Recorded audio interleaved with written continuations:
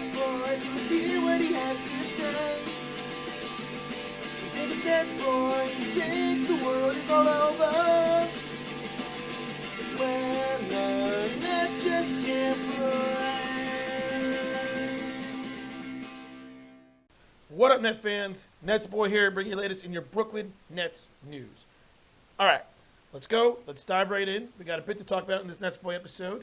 It's been a little over a week since the last one, and the Nets played in 5 games and went 4-1 in those last 5 games, which was basically what I expected them to do, And look, let's be honest. This team doesn't look too bad. It really doesn't.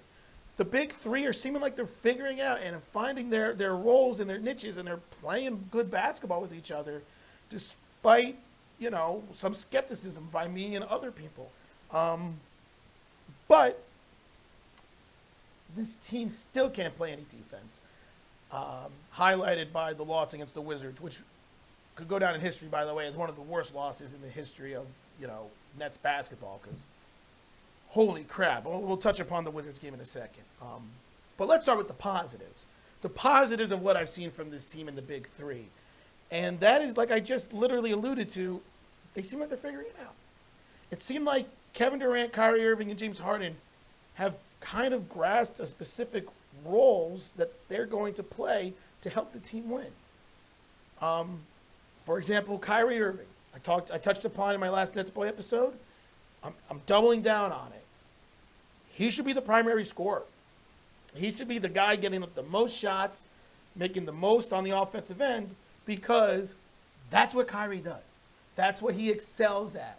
Can he do other things? Yes. Can he play make? Yes. Can he play some defense? But can he be more than just a scorer? Yes. But what does he excel at? Scoring the basketball. So right off the bat, I love that Kyrie Irving leads the team in field goals, because he should. Now, it shouldn't be completely one-sided, Kyrie Irving and then everyone else, but the fact that he's averaging 20 to 25 field goals a game, I like, because we saw it in the Clippers game. It was Kyrie who carried the Nets to that win. And, it's really funny. And once again, not to start yelling at Stephen A. Smith again, but Stephen A. Smith most recently in his last First Take episode, most recent one, after the Nets beat the Clippers, praised Kyrie Irving for taking over games and making big buckets and scoring the way he did and putting on a show and carrying them to a win. When he just criticized him before about taking too many shots over Kevin Durant. Yet, Kevin Durant only had 13 field goals. But where was Stephen A. Smith bashing the fact that Kyrie shot 23 and Durant shot 13? And the funny thing is, if the Clippers would have beaten the Nets, I guarantee you Stephen A. Smith would have been like, Kyrie, it's all because Kyrie Irving's taking too many shots, because I'm Stephen A. Smith, the most anti-Kyrie person there is. Like, well, that's not true, but he's up there. Like, you know what I mean? Like, just a little pet peeve of mine, I'm noticing that all of a sudden he changed his narrative of Kyrie Irving because the Nets are looking good and they're winning. And, it's kind of frustrating. But the reality is, Kyrie should be the number one scoring option. The reality is, James Harden should be the facilitator and playmaker. And that's the role he's embraced. He brings up the ball, he controls the tempo of the game, he gets everyone going, and he takes a shot and makes a shot only when he really needs to. And you know why he's doing that? Because he excels at being a playmaker, and he excels at controlling the tempo of the game.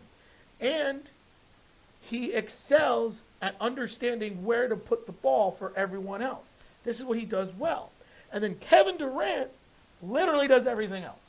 Kevin Durant literally says, you know what, Kyrie, you worry about scoring. James Harden, you worry about facilitating, which allows me to worry about defense, rebounding, and just overall playmaking and overall everything else. And it works. Kevin Durant is literally a superstar glue player, if there's such a thing. Usually glue guys are guys who are role players. Durant is a superstar glue guy because he's the one that keeps the team together. He's the one that does all the little things. And the reason why he can do all these little things is because he has James Harden and Kyrie Irving to control the offense and the other aspect and the playmaking side of things. So Durant can play some spot-up defense on some of the best, against the other team's best player. He can get 9 rebounds a game. He can be a good help defender and block shots. He can do all those little things, and then he's still talented and skilled enough to be like, hey, you know what? We need a bucket. Give me the ball. Bang. Let me just hit a shot right in the defender's face. I mean, he was 9 of 13 in that Clippers win. He still had 28 points because he's unbelievably efficient. But that's who KD is. And it's a great role for him. Can KD shoot 30 times a game and score 50 points? Yeah.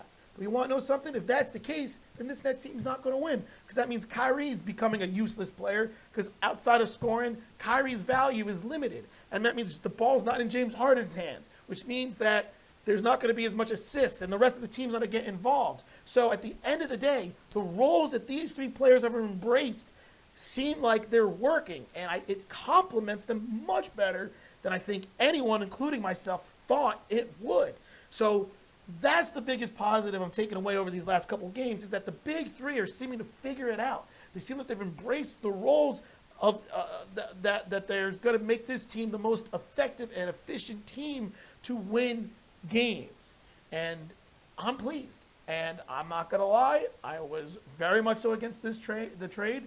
I still am skeptical of it, but I'm warming up to it because I can actually now see how it could work. I really couldn't see how this would have worked before the trade. But now watching the guys play and watching their personalities blend and their roles and their games intertwine, I actually see how it could mesh. And I'm very pleased, once again, to be wrong about that. Now, the negative. Talked about it earlier on.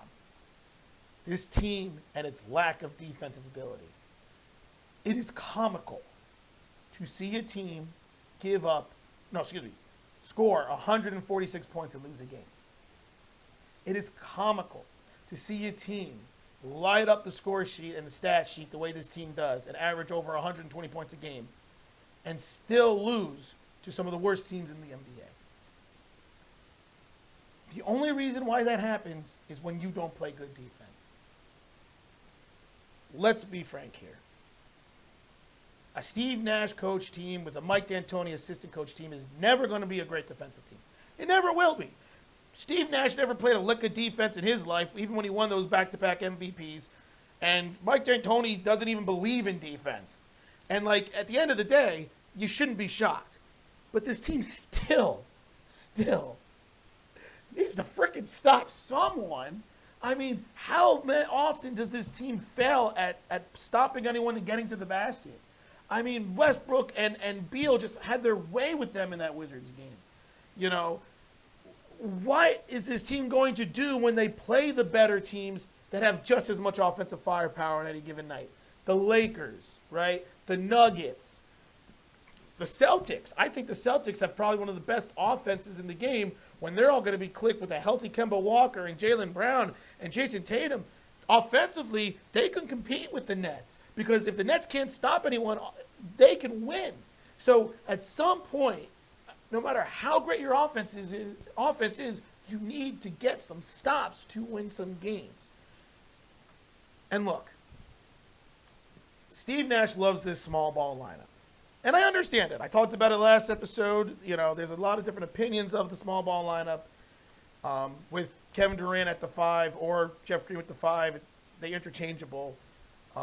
Look, I get why Steve Nash goes with this lineup. Because that small ball lineup is freaking unguardable. 1 through 5 can score in a number of ways. They can, all shoot the 3 ball. They can all finish around the basket. They can all relatively get their own shots. They play off each other. They can space the floor. They're an offensive nightmare when the Nets go to that small ball lineup because there's almost nothing you can do. However, this small ball lineup is also one of the worst defensive lineups I have ever seen. And once again, Steve Nash in his mind is thinking small ball lineup, versatile players, constant switching and constant rotation, right? 1 through 5 can switch. If a big sets a screen on Kyrie Irving, well, Durant can switch and then guard the guy on the perimeter, right? I understand it, right? DeAndre Jordan isn't the most fleet of foot anymore, and his lateral quickness is gone. When a switch happens and Jordan's guarding a guard, it's almost an easy blow pass. I get it. This is why Steve Nash is going to the small ball lineup. But at the end of the day, you are favoring offense over defense on a team that excels at offense. So, look, I don't necessarily know if DeAndre Jordan is the answer. We know he hasn't played as well as he used to. But I will say this. DeAndre Jordan will help the defense and rebounding ends of things more than he will hurt. It's as simple as that. I firmly do believe that. Novell Pell, the guy that the Nets signed a couple weeks ago, has been eligible the last 2 games. Guy literally is a shot blocker, only known for defense. Where the hell has he been so far these last 2 games? Steve Nash says, well, we want to build him up because he hasn't played in a while. Okay, that's fine. Put him in for 5 or 10 minutes towards the end of games. Let him get some game action. Let him make an impact as a shot blocker as he was before. Like, I just don't get it. I just don't get it. Like your interior defense is probably the Achilles heel of this Nets team. They can't stop anyone in the interior. Their points in the paint, their opponents are like scoring like 60-something points in the paint against them, and they're there saying, oh, well, we got Jeff Green because he's a great shot blocker and help defender. Come on! But it's because, once again, Steve Nash only knows offense, so he's just like, well, you know what? We're still scoring more points than them because Jeff Green's going to space out the floor, hit a knockdown 3. What are they going to do? Who are they going to guard? They're going to guard Jeff Green? Well, Joe Harris is going to be open. Or you're going to try to go him. Well, we got Kyrie who can score. We got Harden. We got Kevin Durant. We'll just outscore them. And obviously that's the name of the game, right? The object of the game is to score more points than the other team. So once again, I get it. But I still don't understand why we always have to see the small ball lineup play significant minutes and crunch time. I'm a firm believer that if DeAndre Jordan or Pell played in the last 5 minutes of that Wizards game, that the Nets would have won. Because not only would they have been able to stop Russell Westbrook and Bradley Beal just getting to the basket at will, because let's be honest, Kyrie Irving's defense is, and like literally like the wind blows and Kyrie just completely like flies away and the guard can penetrate through. At least if they had DeAndre Jordan or Pell there to rotate and help with his defense, maybe they could have stopped those guys from scoring at will. The other thing about the small ball lineup is the rebounding aspect of things. Name one player in that small ball lineup that's considered a good rebounder. Kevin Durant? Look, guy's 7 feet tall. He's averaging 7 rebounds a game. But that's not a good rebounder. That's an okay rebounder. That's what you expect from a 7-footer, right? Like, who's a good rebounder? Jeff Green? No. I would say James Harden is probably the best rebounder of all of them in that small ball lineup. Maybe even Joe Harris. So when you got James Harden and Joe Harris as your best rebounders in that small ball lineup, no wonder why they give up all these offensive boards. And that's another reason why they lost in that Wizards game was how many offensive rebounds did the Wizards get down the stretch? I think it was like 3 or 4 times where the Nets got to stop, but they couldn't get the rebound. And who's their best rebounder? DeAndre Jordan. And where is he? On the bench. Who was their best rebounder? Jarrett Allen. Where is he? Cleveland. So it's just very frustrating to see this night in and night out. And it's just like, once again, I understand it. I get what Steve Nash is trying to do. And in some ways, I like the small ball lineup. We saw Steve Nash go to the small ball lineup against the Clippers, which made tons of sense. He started that lineup because the 5 for the Clippers was Serge Ibaka. And Serge Ibaka is not really much of a post-up player at this point of his career. He's more of like a spot-up, face-up, stretch 5. So, yeah, having Jeff Green or Kevin Durant guarding him makes a lot of sense because those guys can guard the perimeter and guard him on the three-point line. A hell lot better than DeAndre Jordan. Absolutely. I was 100% for the small ball lineup against the Clippers. But when you're struggling against a team that's getting to the basket at will, that's getting tons of points in the paint, and you can't get an offensive rebound, you've got to play your big. But whatever. Maybe when Claxton comes back, like I hope, he'll be the savior of this team. And they'll be able to get some better interior defense and some rebounds. And maybe we'll see less of the small ball lineup. Because like I said, I don't want no small ball lineup. I see the advantages of it. It's just that you need to understand when those advantages aren't worth having by its disadvantages. When the cons are outweighing the pros, you got to switch it up. Anyway, enough about that. Some other interesting news, though, that could help this team defensively. The Nets officially signing Amman Shumper He still needs to go through his, quarantine and all his, special stuff that you need to go through before he can become part of the team, all the protocols. Shumper was on the team last year for the Nets for 13 games. We all know he won a championship with Kyrie in Cleveland. The former Knick. Shumper's a really good defensive player, and that's what he's known for, perimeter defense. And that's what this Nets team needs. So I love this Shumper signing. He can hit the three-point shot. He can play make a little bit. I do believe he could help this team. Personally, I think he should be in the rotation instead of Nuabu Cabarro. That's just the reality of it. I like Nuabu Cabarro. I really do. But it just seems like that if he's not constantly involved in the game, he just doesn't seem as effective. Like, Nuabu Cabarro seems like he was good when he played about 20 to 22 minutes a game.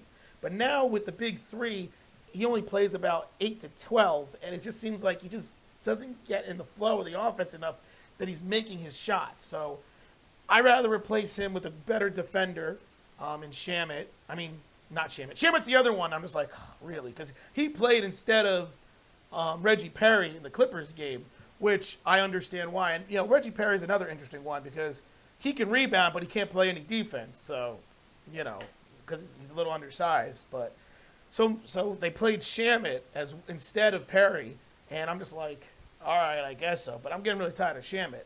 I do believe that Shumpert should be in the rotation at some point when he comes into this team. And look, I really want to see Novell Pell right now. I want to see this guy play some damn minutes. He's a shot blocker. He's literally one of the better shot blockers in the game. That's who he is. Can we please see him, Steve Nash? So we'll see. He might get a chance against the 76ers, which is one of the games coming up, which we'll go and look at that right now. Let's look at the next couple games for the Nets. So anyway, Shumpert on this team. Hopefully he will help on the perimeter game. I love this signing. Next couple games for the Nets. They start off with a game Friday night against the Raptors. Raptors are not the same Raptors they've been the last couple of years. They're around a 500 team, but they're still a dangerous, dangerous team. They still have some really solid players. We all know about Kyle Lowry. We know about Fred VanVleet, who's literally coming off a career game. We know that this team is dangerous. Pascal Siakam, all this stuff. So could be a hard-fought game, but I do believe the Nets should win that game. Then the before-mentioned 76ers. This game is critical. The 76ers have the best record in the East. The Nets are only a game and a half behind them. Joel Embiid is having an MVP season. And I'll tell you this right now. There's no way this Nets small ball lineup will be able to compete with Joel Embiid. If the Nets go to this small ball lineup, Embiid is just going to post up and dominate the Nets completely. So that's a game I do expect DeAndre Jordan to play more minutes. And that's when like I said, maybe I expect to see more Novell Pell get an opportunity. First of all, he's an ex-76er, so maybe like a revenge game. And also because he has a little bit more of an interior defensive presence to compete with the strength of Embiid. And, oh, by the way, the strength of Ben Simmons, who literally excels at getting to the basket and getting points in the paint. Now, remember, earlier in the year, the Nets beat the 76ers, but that was the old Nets, the before James Harden Nets. So it's going to be interesting to see what happens in that game. The Nets, as a team, have a great winning record against teams that are over 500. So they seem like they come to play and play down to their opponent. So I expect it to be a hard-fought, tough game. But I'm going to give that game to the 76ers just because the Nets are due to lose to one of the better teams in the league because they are. They've been playing really well against the better teams. They're due to lose a game. So I'll give the Nets a loss on that one, even though they could win. And then they got the Pistons, one of the worst teams in the NBA. That should be a win, but once again, this Nets team continues to play down to the competition. So who the hell knows there? But that should be a win. And then they got the Pacers, who started off great this season, but have kind of fallen down to earth, back to earth a little bit, but are still a dangerous team. But they should be able to win that game as well. So the next four games, I expect a 3-1 record. Anything less than that, to me, would be a disappointment. But they certainly can win all the games. Look, I don't see a single game that the Nets shouldn't win moving forward. Even against teams like the Clippers and the Lakers and the Elites, the 76ers, this Nets team is at the same level of those teams. So I will always give them a slip up here and there. But the way this team's playing now, with the big three, seem like they're figuring it out, and maybe some help defensively with Pell and Shumper coming, and hopefully Claxton sooner rather than later, maybe this team will figure it out. Plus, defensively, if the team can commit, they can't be terrible. I mean, we saw this team play solid defense against the Clippers when they needed to, right? They got stops kind of when they needed to, even though they almost kind of blew the game as well in the Clippers game, but they managed to hold on. So, like, you see that this team is capable of it. It's just kind of like, can they do it night in and night out? And it would be easier if they had a few other better defensive personnel on the team. Cough, cough, Pell, Jordan, Shumper, and Claxton getting some minutes. So, anyway, there you have it. Let me know what you guys think. If you agree with me that it seems like that the roles of the big three are seeming to work out well and meshing well, and if you agree that the roles that they have is what they should have, if you agree that even though I understand the small ball lineup, why it's just simply should not be something Steve Nash does every game. Like I said, matchup-wise against the Clippers, go ahead. They need it. But, no, what is it? What is it, NetsDog? The video's over. What point do you... What up, Net fans? NetsDog here. I don't know what I'm doing. I just showed up because, I don't know, there was nothing else going on. I just want to say that I do still miss Woof Woof Levert, though I'm very glad they caught that, mass on his kidney. So, my new favorite Net, for anyone who cares, is Joey Harris. Joey Harris. Because he is really the only original Net from the 2 or 3 year ago team that made the Nets relevant. Him and Dinwiddie, but Dinwiddie's hurt. So Joey Harris, shoot those threes. Okay, that's it. I really was not expecting to be here. I just came because I was bored. All right, NetsDog, signing off. Bye-bye. Woof, woof, woof, woof, woof, woof, woof, woof, woof. Okay, put me down. Put me down. Okay. Sorry, he just literally ran up to me for some whatever reason. Let me know what you guys think. Keep your eyes open for the next NetsBoy episode. Probably be around after the Pacers game. So until then, this is NetsBoy. Shockingly pleased from what he's seen so far from this big three. And signing off. When